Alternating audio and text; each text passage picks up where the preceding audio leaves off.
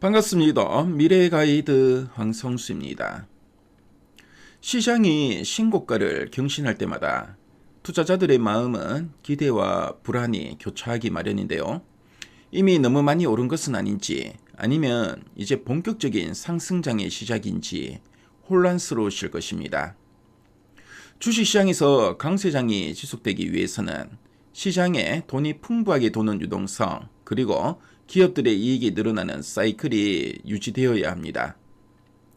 자, 이번 시간에는 현재 주식시장을 관통하는 핵심 키워드인 미국의 금리와 한국의 달러를 중심으로 하반기 증시 전망과 우리가 반드시 주목해야 할 주도업종들을 알기 쉽게 풀어드리도록 하겠습니다. 자, 미국 증시를 움직이는 가장 큰 변수는 단연 중앙은행인 연준의 기준금리인데요. 흔히 물가가 높으면 금리를 내리기 어렵다고 생각하지만 연준은 물가 못지않게 자국의 경기 상황을 매우 중요하게 고려합니다. 현재 미국의 제조업과 서비스업 고용지수, 소비자 심리지수 등 주요 경제 지표들이 과거 최고점 대비 확연히 위축된 국면에 접어들었습니다. 이는 연준이 경기 침체를 막기 위해 결국 금리 인하를 인하할 수밖에 없는 환경이 조성되고 있음을 의미하는데요. 만약 연준이 1에서 2의 금리 인하에 나선다면 S&P 500 지수는 기업들의 실적 성장과 맞물려 예상 상단이 8,640포인트까지 열리게 됩니다. 자, 그렇다면 미국 시장에서는 어떤 주식에 주목해야 할까요? 정답은 이익은 사상 최고치인데 밸류에이션 부담은 낮아진 기업입니다. 대표적으로 엔비디아와 마이크로소프트 같은 M7 기업들과 브로드컴 등 반도체 업종을 들 수 있는데요. 자, 이들 기업의 2026년 주당 순이익, EPS 전망치는 사상 최고치를 경신할 것으로 예상됩니다. 하지만 주가 수익 비율 PER은 연중 고점 대비 오히려 10에서 18%가량 하락하면서 매력적인 가격대에 진입했습니다. 기업의 체력은 더 강해졌는데 주가는 상대적으로 저렴해졌으니 당연히 시장을 이끄는 주도주가 될 수밖에 없는 구조라고 보여집니다. 자, 이제 시선을 우리 한국 증시로 돌려보겠습니다. 자, 미국의 금리가 인하되면 자연스럽게 달러 가치는 떨어지게 됩니다.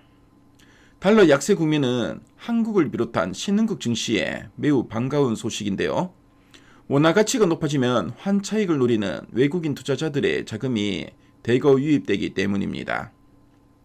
코스피 시장의 향방은 결국 반도체 업종에 대한 외국인의 수급 개선 여부에 달려 있는데요.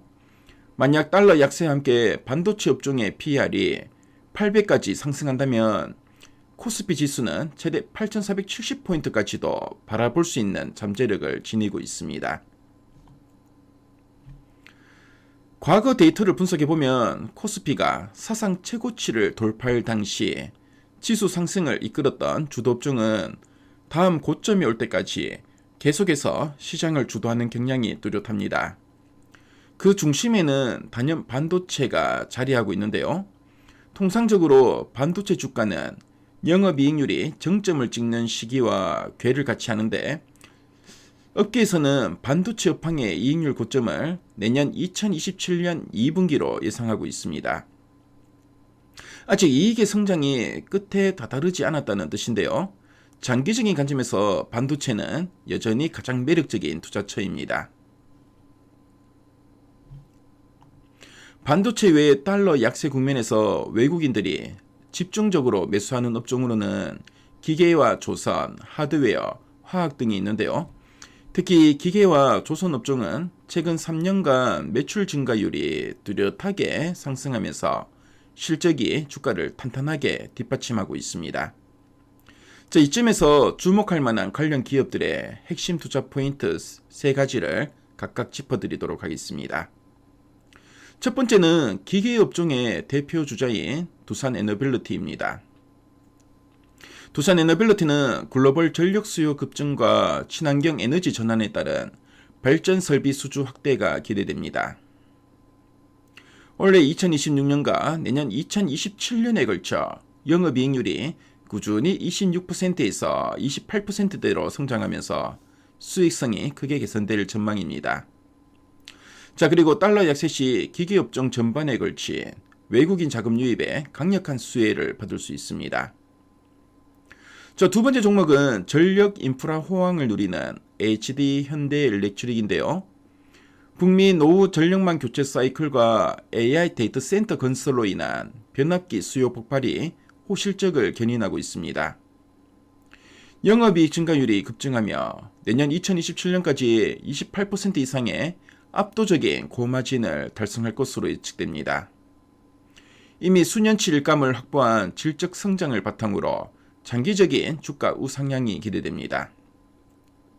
자, 세 번째 종목은 기나긴 침체를 끝낸 조선업 대장주 삼성중공업인데요. 고부가가치 친환경 선박 위주의 선별 수주를 통해 매출 증가율이 가파르게 상승하고 있습니다. 적자의 늪을 벗어나 흑자 전환에 성공했고요.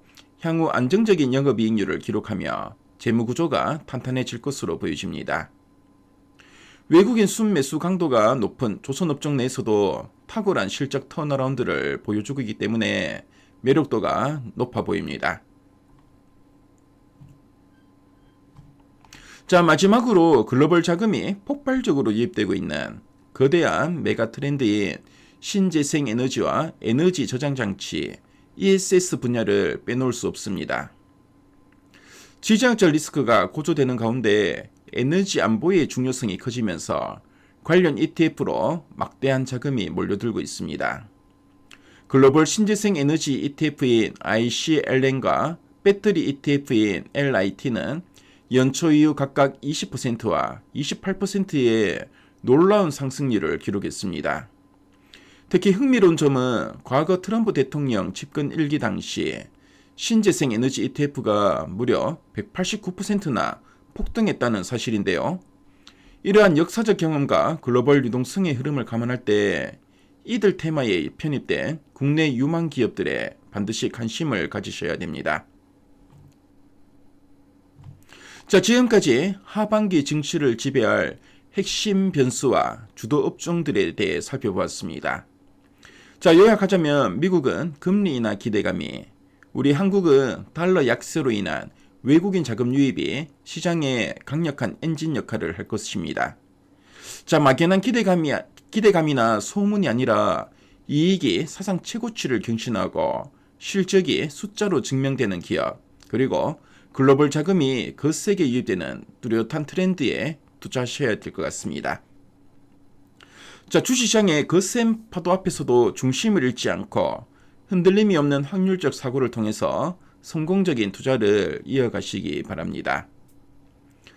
자, 여러분의 계좌에 항상 풍성한 수익이 가득하시기를 진심으로 기원하겠고요. 현명한 투자 결정으로 든든한 미래를 준비하시길 바라겠습니다. 자, 오늘 방송 내용이 여러분들의 투자에 많은 도움이 되었으면 좋겠고요. 자, 그럼 저는 다음 시간에 더 유익한 정보로 찾아뵙도록 하겠습니다. 네, 지금까지 미래가이드 황승수였습니다. 감사합니다.